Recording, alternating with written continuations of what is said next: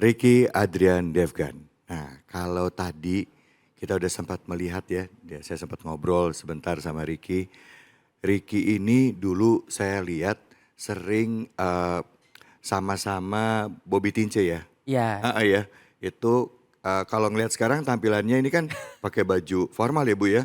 Ricky, ya, ini kan ini saya ngomong ya, saya nggak ngomongin tentang profesinya atau apa, tapi betul, kita bicara tentang yang tahu diri kita tuh cuman kita, betul, ya.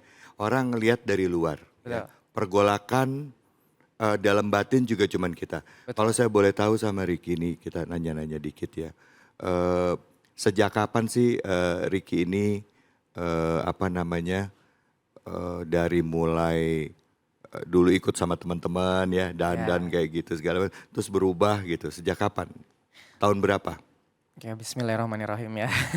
Saya mungkin berterima kasih dulu Mm-mm. karena ini aku ngerasa adalah golden ticket ibu-ibu.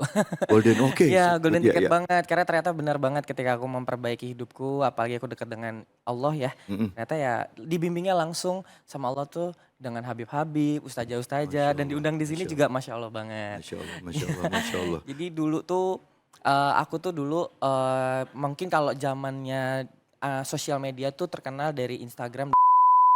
Oke, Terus aku tuh dulu biasanya kontennya tuh dandan cowok dan cewek. iya iya Kalau benar. viral-viral ibu tahu itu Nah, zaman-zamannya dulu Kak Ria Ricis, Kak iya Yoga Rizona, iya. ada aku juga yang lagi viral. Heeh, Nah, heeh. akhirnya kesini-sini kan ada TikTok dan Mm-mm, kebetulan aku di-invite juga sama Kak Bobby Tince mm-mm. dulu di Golden Boys. Iya, Dulu almarhum Tata Dado kan dulu Tata sempat Dado. jadi Oh ikut Golden Boys. ikut juga di situ. Aku generasi kedua. Oh generasi keduanya, oke. Dan aku keliling Indonesia alhamdulillah banget Mm-mm. dengan show-show, dandan seperti perempuan itu, pekerjaan sih. Suatu Oke, pekerjaan, namanya oke iya. dan acara ulang tahun, wedding Mm-mm, gitu mm-mm, mm. dan, ya qadarullah-nya, menyenangi ya jadi aku bekerja itu dulu di hotel sudah 7 tahun, Mm-mm, tapi saya, double job. mm-mm, Jadi, kalau di hotel dulu di Kemayoran aku kerja, masuk malam mm-mm, jadi resepsionis, mm-mm, itu pulang jam 7 pagi bahkan kadang kalau ada ke Kalimantan, mm-mm, ke Medan atau ke luar kota lah ya mm-mm, itu biasa aku izin sama duty manager mm-mm. karena ada flight pagi jam 3 pagi jadi aku bayar. Ya Nyogok manajer ampun. aku untuk, aku bisa flight karena memang, job itu ya Masya Allah banget dulu dulu, disenangi lah, digemari gitu. Iya. Sempat menjadi selebriti ya Oh yang ya. dinamakan dulu namanya tuh mungkin kalau, zaman sekarang tuh dibilangnya model androgyny. Jadi satu Iya gender androgyny, iya. bisa 2 kepribadian, Iya iya iya iya kayak iya iya gitu. iya androgyny. Jadi androgyny itu Bu, itu istilah. Jadi dia cowok tapi bentukannya tampilannya kayak perempuan gitu. Ya, Itu androgyny. Istilahnya gitu ya. betul bisa Saya sok-sok update nih, Beb. Masya Allah. Istilah Baru anak-anak tahu zaman saya. sekarang itu luar binasa. Ricky, kalau kita ngomongin dalam konteks agama ya, betul agama manapun dan secara sosial kita mengenal itu ya laki-laki dan perempuan. betul. Laki-laki ya sama perempuan, perempuan ya sama laki-laki. Laki. Ada juga tapi loh dalam kehidupan nyata ya, Ya, yang perempuan suka sama perempuan. Ada nggak Bu? Ada. Laki-laki suka sama laki-laki ada nggak? Ada. Nah kalau kita ngomongin soal Ricky ini, kita mau belajar dari Ricky. mhm, Kalau ada orang yang dari kecil ngerasa ya bawaannya, aku tuh misalnya dia laki-laki dia ngerasa aku tuh bukan laki-laki. mhm, Aku tuh sukanya sama kalau laki-laki normal kan sukanya sama perempuan. perempuan. Tapi aku tuh sukanya sesama laki-laki dari kecil karena diriku merasa saya perempuan. Nah itu susah struggle-nya. Ada yang kayak begitu. Betul. Atau juga kebalikannya perempuan. Saya ada orang yang saya kenal itu nggak gampang begitu. Mau hijrah takut-takut. Bener nggak Bu? Iya aja emang pernah ngalamin. Mau hijrah itu takut, takut salah. Mau sholat bingung. Betul. Kalau yang laki-laki udah dandan ke perempuan-perempuanan, dia bingung. Sholatnya pakai mukena apa enggak? Iya benar benar. Gitu ya. Ini benar, ini benar. Nah, kalau dari sisi Ricky sendiri boleh cerita enggak? Ya, kalau sisi aku sendiri ya, mungkin aku di sini sekarang malah menjadi konsultan penyimpangan seksual. Iya, Maksudnya tuh kita harus menerima bahwa ini adalah akhir zaman. gitu. Dimana orang-orang yang menghalalkan hal yang diharamkan oleh Al-Quran itu memang nggak boleh. Dulu mungkin memang aku bilang enggak lah ini buat kerjaan kayak gitu-gitu. Tapi untuk sekarang aku lebih oh nggak bisa. Ternyata setelah aku kaji lagi dengan Al-Quran, setelah aku dibimbing juga banyak ustadz-ustadz, ternyata wah aku salah nih gitu. Jadi kalau buat pandanganku sekarang ya gitu, banyak orang tua kita nggak pernah tahu anak-anak kita itu menyimpang ya perilaku seksualnya, terus mereka tidak berani mengakui yang Iya. banyak yang cerita sama aku, mereka berkomunikasi denganku, sharing denganku, konsultasi denganku. Nah ini juga mungkin Bismillah ya buat ibu-ibu, bapak-bapak gitu ya. Kalau misalkan memiliki anak yang mungkin introvert, memang mungkin tiba-tiba dia tidak punya pasangan atau kok susah sekali untuk nikah, kita tanya dulu gitu. Apakah perilakunya menyimpang tapi jangan dikeluarkan dari kartu keluarga.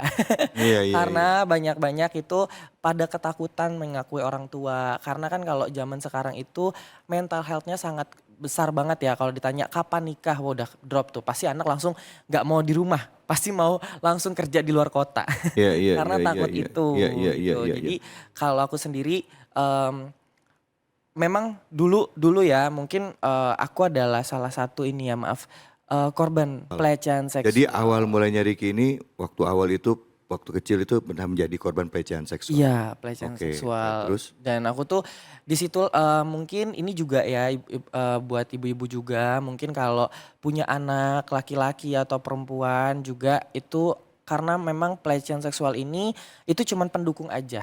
Sebenarnya itu aku tidak menyalahkan orang tua, tapi karena aku ini adalah anak angkat dari keluargaku yang sekarang, dulu karena aku kembar. Jadi Hmm. aku kembar ini cewek dan cowok. Yang Hmm. cewek alhamdulillah sudah menikah, sudah punya anak dan aku diangkat oleh keluarga Jawa Mm-mm, gitu. mm-mm. Nah cuman karena ibuku saking sayangnya dulu ingin mengambil anak perempuan karena aku asli orang Jonggol ya. Iya. Ah, Oh. dan ternyata ibuku tuh pengen mengambil anak perempuan karena nikahnya itu butuh wali asli bapak kandung. Oke. Jadi bersepakat untuk ambillah aku gitu. Dan akhirnya saking ibu aku cinta jadi itu seneng aja gitu ibu aku kalau aku didandanin kayak cewek. Maksudnya kayak baju cewek Oh kayak dari kecil orang tua sudah mendidik. Ibu aku saking cintanya ngedidik kayak nggak boleh main sama anak cowok karena kalau anak cowok itu kan kasar. Iya, iya. Jadi mainnya tuh BPBPA, main congklak, main Barbie gitu. Oh. Kan kalau ini kalau ibu-ibu pasti pengalaman kan ibu-ibu ratiban, kondangan gitu ya. Nah, aku tuh suka Ikut. ikut gitu. Terus karena aku dulu kecil juga korban bullying juga. Kayak Bullying. bully Oh, juga. Jadi sekolah. tuh kena mental aku juga, aku kena korban bully, dilecehin, terus ditabok, ditonjok dari situ. Jadi akhirnya dan bapakku juga, beliau sangat sayang denganku. Cuman beliau agak tidak menunjukkan aja, lebih ke biasa aja mas. Tapi sayangnya tuh tindakan aja. Jadi aku ngerasa kurang figur dari seorang ayah. Hmm. Jadi aku mau lampiaskan itu ke laki-laki. Hmm. Tuh. Jadi merindukan figur ayah, ketemu ada laki-laki dewasa, Betul. ngerasa nyaman. Betul. Dan kebetulan laki-lakinya ini juga sama-sama dia ngerasa juga dia juga punya kelainan Iya, penyimpangan juga. memang memiliki kelainan Udah penyimpangan. akhirnya yang anak-anak kecil butuh bimbingan akhirnya jadi ke bawah. Terus Betul. lingkungan pergaulannya juga di situ-situ juga Lingkungan pergaulan dari Ricky. sebenarnya kalau mungkin kalau dibilang kecil itu menurutku nggak ada ya penyimpangan seksual dilahirkan jadi penyimpangan seksual itu tidak ada. Nggak ada, oke. Tidak ada sebenarnya. Itu kalau ada beberapa yang konsultasi denganku tapi ini rasa ini udah ada. Ya kita lawan, itu setan gitu. Oke. Kalau sekarang, kalau dulu aku malah mengikuti. Oh. Tapi kalau misalkan ada juga faktor dari lingkungan, ada Lingkungan, juga dari broken home, ada juga yang tersakiti. Mungkin kalau laki-laki tersakiti hati karena wanita, pelampiasannya ke sesama itu bisa terjadi. Oke. Gitu. Kalau aku dulu sendiri memang pendukungnya adalah aku korban Pelecehan. pelecehan itu akhirnya aku ngerasa loh kok aku malah makin tersakiti tapi kesini makin dewasa makin nyaman gitu. Oke. Baik, Ibu, kita belajar dari Ricky, bukannya kita coba bongkar aib, tapi kita coba cari tahu. Karena permasalahan ini bisa jadi ada di lingkungan terdekat kita. Bisa jadi anak kita, bisa jadi tetangga kita, bisa jadi keponakan kita. Karena anak-anak zaman sekarang mereka itu cenderung nyaman dengan diri sendiri, ya kan? Jadi nutup, Betul, ya kan? betul. Ternyata dia di luarnya dia ngerasa lebih bebas jadi diri sendiri, ya kan gitu. Padahal harus ada orang tua yang selalu bisa dampingin anak ya. Betul. Cerita kadang-kala apalagi kalau misalnya korban pelecehan seksual, takut loh cerita Bu. Takut mau ngomong itu takut, ya gitu. Betul. Nah, titik baliknya. Karena saya udah ngelihat cerita udah, ngelihat dandan juga udah pernah, ya kan? Jadi drag queen udah. Kapan titik balik seorang Ricky sehingga akhirnya oke, that's it. Ini dia waktunya harus berubah. Masya Allah, Bismillah ya. Jadi titik baliknya itu aku memang alhamdulillah banget ketika aku berhijrah. Ustadz Ahilman Fauzi. Ahilman Fauzi. Ya, Oh yang quote-quote-nya beredar viral ya itu. betul. Jadi aku waktu dulu nangis-nangis gitu ya. Jadi titik baliknya tuh dari ibuku meninggal. Ibu. Jadi alhamdulillah gitu ya, aku sebagai anak tuh jadi anak yang jujur. Jadi mau aku penyimpangan seksual pun aku jujur ke ibuku karena aku kurang dapat figur dari seorang ayah gitu. Jadi ibuku tidak marah, cuman kayak le kenapa kok gini le gini gitu. Aku namanya orang Jawa kan ngayomin gitu. Nah akhirnya ibuku tuh sebelum meninggal itu nyata banget sedih gitu ya. Ibuku bilang jadi aku berpasangan sama pasanganku ini tinggal di rumah bareng kan gitu. Aku nggak pernah mabok, aku nggak pernah ngerokok, aku nggak pernah bandel, nggak pernah alhamdulillah. Cuman kayak kurang figur bapak aja. Terus ibu aku sebelum meninggal 3 bulan bilang kalian berdua jangan berpacaran. Kalian berdua itu fitrahnya laki-laki, jadilah adik kakak. Mungkin dulu kalau aku belum bisa dibilangin marah, nggak terima, tapi nyata 3 bulan kemudian ibu aku meninggal, baru aku sadar, wah hancur berkeping-keping tuh. Berkeping-keping bahwa ternyata apa yang diucapkan oleh Ibu. ibu itu benar banget. Dan kalau ditanya kenapa bisa hijrah, bukan aku orang yang baik. Mungkin doa dari seorang ibu yang tulus Allah. dan sekarang lah dikabulkannya. Ini juga semua karena rahmat Allah. Jadi temenku yang dulu umur 19 tahun, kita lagi zaman-zamannya duniawi, senang mencari pergaulan, lebih terkenalnya tuh mencari hal nikmat dunia. Ternyata mereka meninggal gitu. Dan ibuku, ada nama temanku, ada Mame, ada namanya Sofi gitu. Kita dulu foto-foto bahagia bareng, tapi ternyata mereka meninggal dan aku mikir setelah ini endingnya siapa kalau nggak aku. Jadi pada akhirnya akulah yang mengsodakokan subuhkan mereka, mengamalkan sodako infak untuk mereka. Ya Allah. Gitu. Dan Masya Allah. yang Kak Ahilman ngajarin aku gini, aku bingung waktu itu ya, gimana caranya memperbaiki kehidupanku yang sudah berantakan ini gitu. Iya, iya. Nah Allah tuh menguji kita sesuai dengan apa yang kita sukai. Iya. Mungkin setelah ibuku hijrah hawa nafsu itu tidak terjadi. Aku sudah bisa menahan. Ujian kedua adalah hedonisme, kesombongan diri. Aku sombong, dulu aku sebagai manajemen artis, aku juga kerja di stasiun TV juga, beberapa stasiun TV juga jadi manajemen, jadi agency. Dan aku menggampangkan sesuatu dan akhirnya aku punya hutang 2 miliar. Sama investorku dan itu wah saking besar sampai nggak tahu mau gimana. Tapi qadarullah ketika kita memang niat, jadi aku waktu itu masuk pondok pesantren di Lirboyo, di sana juga dibantu sama fans namanya Ija. Tapi sebelum ke pesantren aku kena mental health, sempat mau melakukan bunuh diri lah ya gitu. Dan ternyata ada namanya Mawar, Ustazah Mawar ke Lampung diobatin sama Kak Hasan. Lalu di sana terus ke Pondok Lirboyo ketemu sama Gus. Gus bilang ketika kamu memiliki kesalahan, kamu wajib meminta maaf. Kan akan dibukakan rezeki, kamu akan terbuka. Dan itu benar, nyata kebuka. Minta maaf ke siapa? Kenapa? Minta maaf. Minta maaf kan aku kan punya utang sama bos aku karena takut minta maaf dipidana. sama bosnya. Jadi aku nggak berani ngomong, jadi aku kabur gitu. Tapi akhirnya ketika aku minta maaf dengan bosku, itu benar dibuka rezekinya. Dan aku memperbaiki sholatku, kata Ahilman, perbaikilah sholatmu maka kehidupanmu akan diperbaiki Allah Subhanahu Wa Taala. Dan itu nyata selama aku di Lirboyo itu 4 bulan. Jadi aku selama hampir 1 tahun ya di Lirboyo, aku boyong, aku langsung ke kampung Inggris, aku sodako subuh tuh tiap pagi. Pokoknya aku memperbaiki sholatku tuh, ibadahku, tahajud, duha, baca surah wakil dan yang lain. Aku di dalamnya itu karena aku mikir gini, aku punya utang besar nih, nggak tahu gimana ngeluarinnya. Aku sodakoin subuh, ya Allah berikan jalan hamba ke Amerika. aku kerja di Amerika. Oh. Nggak nyangka banget. Dan disitulah malah aku ketemu Islam bukan di negaraku. Mungkin ini circleku kali ya, Bib Ustadz. Circleku adalah penyimpangan seksual semua, begituan semua. Jadi ketemunya begitu. Nah ketika di Amerika itu kan terkenal penyimpangannya banyak. Iyalah. Aku nggak ketemu. Karena niatku adalah bayar hutang, aku lillahi ta'ala karena Allah Ta'ala. Dan sholat tahajudku lebih baik di luar negeri kemarin. Makanya pas kemarin minta pulang ke Indonesia. Jadi sekarang nih dulu senang bermaksiat kakiku ya. Kalau sekarang tuh kalau nggak sholat 5 waktu di masjid itu sedih malah nangis. Gitu. Kayak itu sih titik baliknya tuh di situ. Muhammad. Baik Habib, kira-kira bagaimana Habib? Apa yang Habib mau nanya atau Habib mau menanggapi, silahkan Habib. Iya mungkin, nanggapi dulu. Jadi bismillahirrahmanirrahim. Pertama saya ucapkan jazakumullah khair, barakallahu fikum kepada Mas Riki yang luar biasa. Tadi perjuangannya ibu-ibu sekalian kita dengarkan. Nah yang kedua saya ingin menanggapi. Yang pertama adalah pelajaran yang bisa kita ambil. Bahwa pendidikan pertama itu di rumah. Ya. Al-ummu madrasatun. Ya, kata para ulama, ibu itu adalah sekolah yang pertama. Ya. Tadi kita lihat, ya ini buat pelajaran kita ibu-ibu dan sebagainya. Bahwa kalau kita punya anak, kalau perempuan ya jadikan perempuan.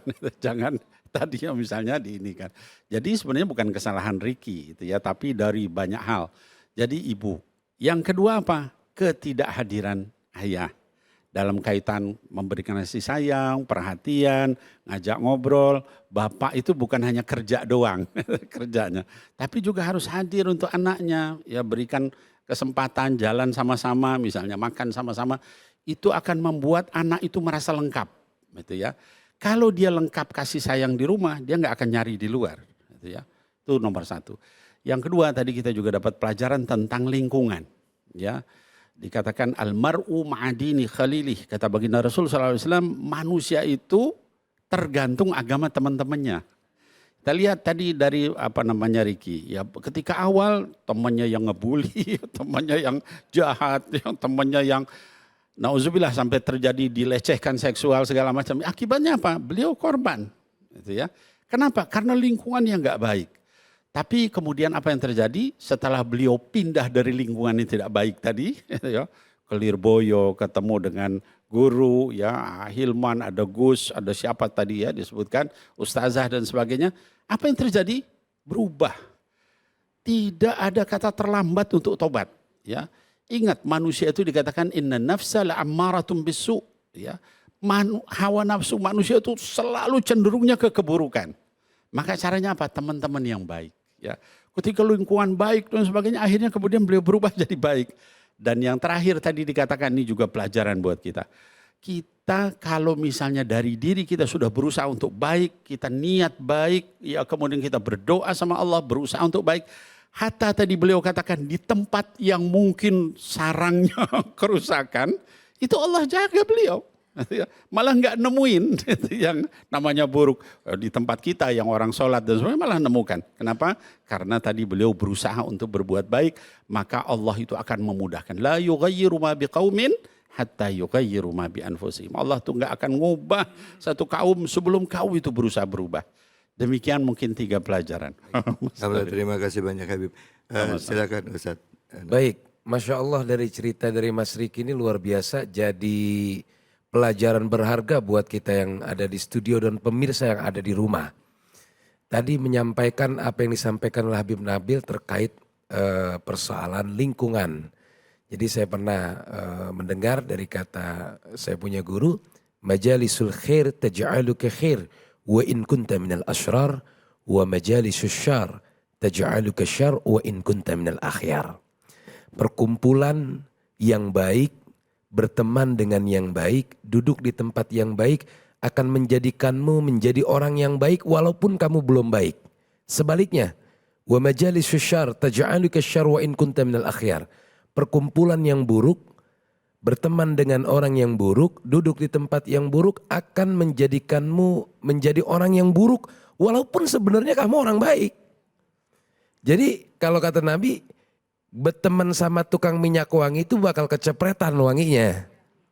Nah ketika Mas Riki hari ini sudah berada di lingkungan yang Masya Allah bergaul dengan Ahilman tadi ya, duduk bersama para orang-orang soleh, insya Allah jadi orang soleh. Begitupun ibu-ibu semua Amin, amin.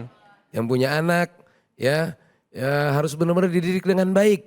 Ya, duduk dan berkumpul dengan orang yang baik, berteman sama yang baik, ya seperti duduk di majelis ilmu, ya ke masjid, ya ke musola untuk melakukan sholat dan lain sebagainya. Jadi lingkungan itu sangat mempengaruhi sampai ada seorang ulama besar di Mekah ya mengatakan kepada anaknya, "Hai anakku, kalau ke masjid harus sama aba." Dan dari rumah ke masjid itu tangannya selalu dipegang sama abahnya, sama ayahnya. Ya, jadi kamu nggak boleh pergi ke masjid sendirian, harus sama abah. Kata anaknya, loh kan pergi ke masjid, Mbak. Masjid kan baik, masjid kan bagus.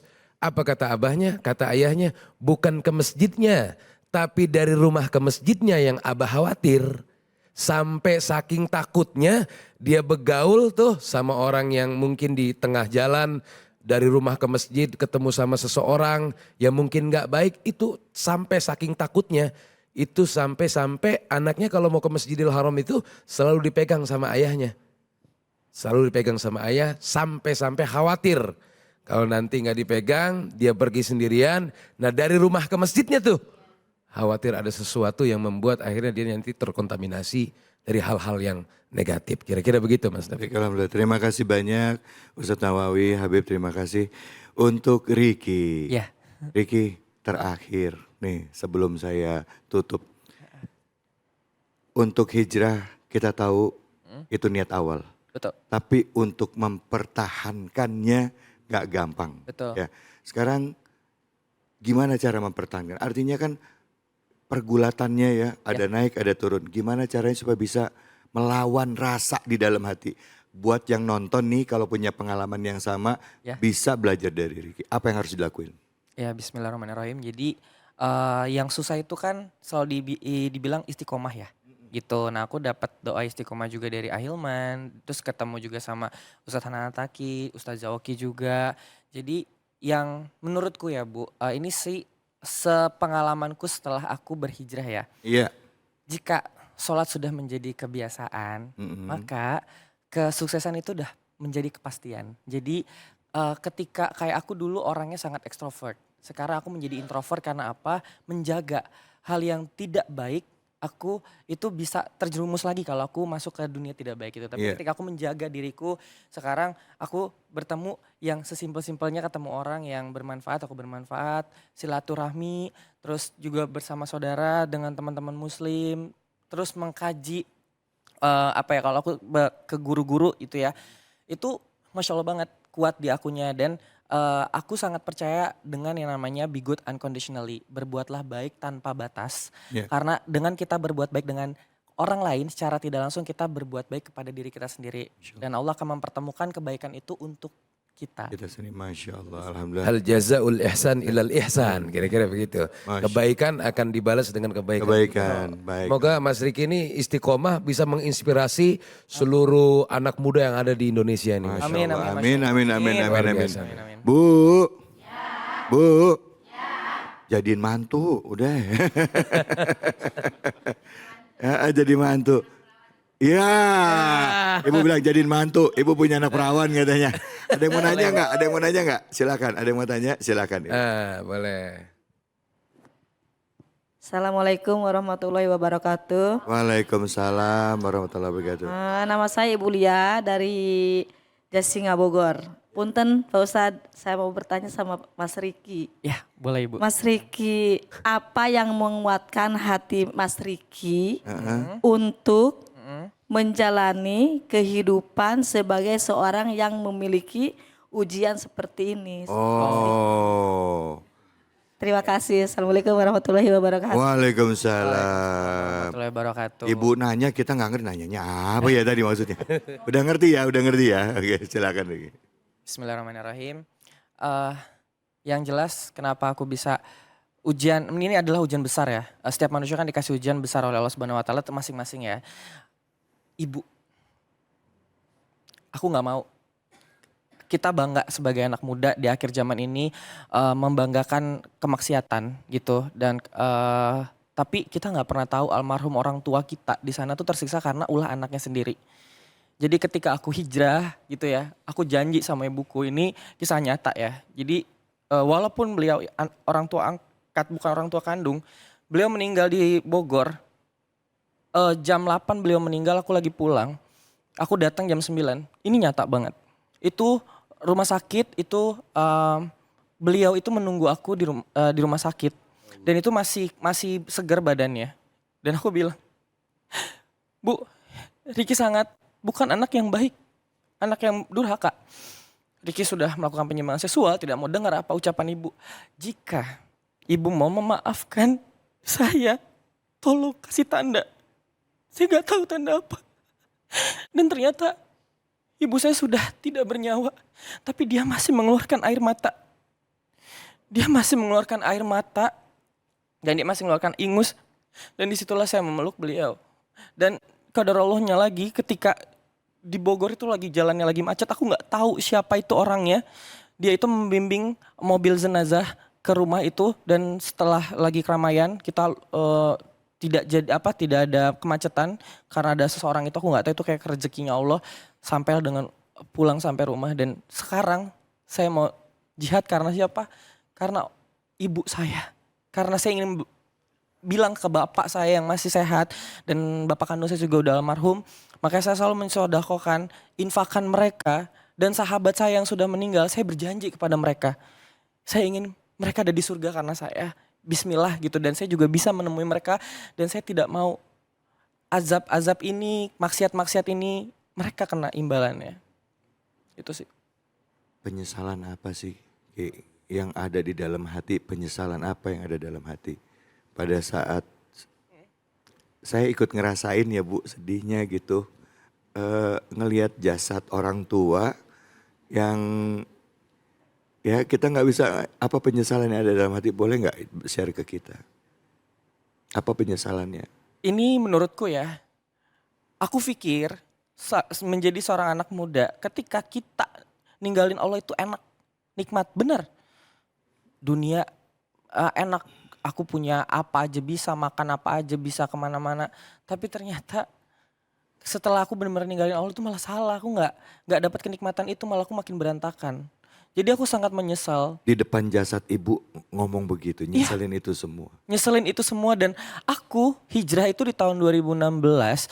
Dan ya aku tadi bilang ujian terus kita sebagai manusia itu ketika bilang hijrah, oke hijrah. Istiqomahnya yang susah. Allah menguji lagi dengan hal yang lain. Dan aku baru banget ya lepas dan menjadi perempuan kemarin, karena alhamdulillah banget Kak Bobi Tinci sekarang udah hijrah juga. Beliau juga udah punya umroh dan haji, tour travel di sana. Jadi aku termotivasi, bos aku udah hijrah masa aku enggak gitu. Dan akhirnya yang bikin semakin aku yakin percaya kepada Allah Subhanahu wa taala ya. Aku adalah seorang maksiat tapi doaku semua dikabulkan. Allah. Disitulah kekuasaan. Jadi aku sempat marah sama Allah gitu loh. Ya Allah, jika memang Engkau nyata, kabulkanlah doa hamba. Itu benar-benar mengabulkan, tidak satu pun tersisa, dikabulin semuanya. Masya Allah. Itu yang buat aku. Ya Allah, Allah pintu ampunannya begitu luas ya Allah. Berapa banyak dosa kita tapi kasih sayang Allah jauh lebih besar. Bib, kenapa sih Bib ada orang yang curhat gitu ngomong kayak apa Ricky, ujiannya kan itu. Tapi ada orang yang ujiannya setiap hari. Kayak itu terus, udah selesai sama lagi masalahnya kayak gitu lagi, selesai gitu lagi. Kenapa ya Bib ya? Kayaknya ini Allah apa sih maksudnya, kok ujiannya sama terus gitu. Baik, iya. Mas David, Mas Ricky, Masya Allah tadi apa yang disampaikan jadi inspirasi buat kita semua ya. Artinya apa? Bahwa kita betapapun jauhnya maksiat, jangan pernah kita putus asa. Jangan pernah kita nyerah. Ada tempat untuk kembali. Nah lalu kemudian tadi pertanyaan Mas David, gimana ya orang kok terus-menerus diuji. Padahal itu mungkin buat kita itulah yang paling berat.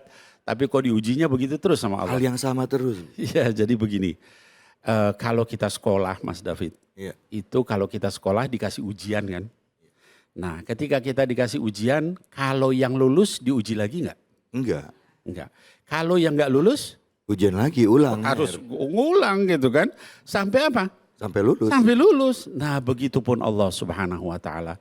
Ini orang kalau dia belum lulus di bidang itu mungkin dia masuk neraka. Karena itu mungkin dosa besar seperti apa yang tadi disampaikan. Maka Allah begitu sayangnya sama Riki. Ya, sehingga apa? Dikasih ujian terus menerus di bidang itu. Sampai terakhir tadi ibunya meninggal, itu titik balik beliau. Artinya apa? Begitu sayangnya mungkin hatinya hancur. Kenapa Allah menginikan ibu saya padahal saya masih mau berbuat baik. Tapi kata Allah, dengan itu kamu kembali kepada aku. Ya. Nah seringkali kita suuzon sama Allah. Kenapa begini, kenapa begini. Padahal disitulah Allah itu sayang sama kita. Dan gak ada yang lebih sayang kepada kita kecuali Allah. Demikian Mas David. Allah. Terima kasih banyak Habib. Terima kasih banyak Ustaz Nawawi. Makasih banyak ya Riki udah hadir. Sama-sama, Mas Terima kasih sudah menginspirasi kita semua. Dan juga buat semua pemirsa Ainus dimanapun saja berada, kita belajar dari Riki. Dan memang hal penting tadi guru kita sudah menyampaikan apa yang kuncinya adalah istiqomah. Bagi orang tua doakan terus anaknya. Karena doa itu insya Allah akan dikabulkan. Tidak hari ini, besok. Tidak besok diganti dengan yang lebih baik. Insya Allah jangan kemana-mana, tetap di sini di Cahaya Hati Indonesia.